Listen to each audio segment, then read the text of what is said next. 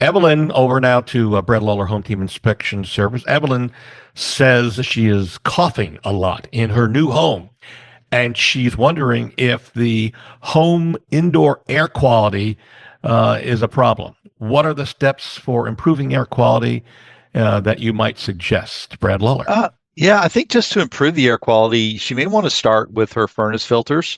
That's a good place to begin. Make sure that they have been cleaned. Make sure you got good airflow. Anytime, sometimes air conditioning units can need to be maintained a little bit.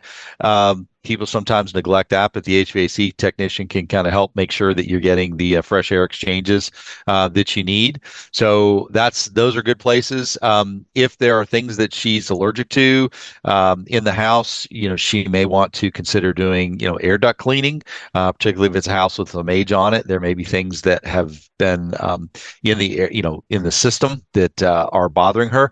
The other thing is that sometimes people move into homes that have had cats and dogs living in them previously, and the dander that's left behind can sometimes cause allergic reactions. There are allergen testings there, but it may be the easiest thing to do is just start with, talking to a very good carpet cleaner and having the carpets cleaned that were, not things that the client brought into the house, but any textiles that were already there.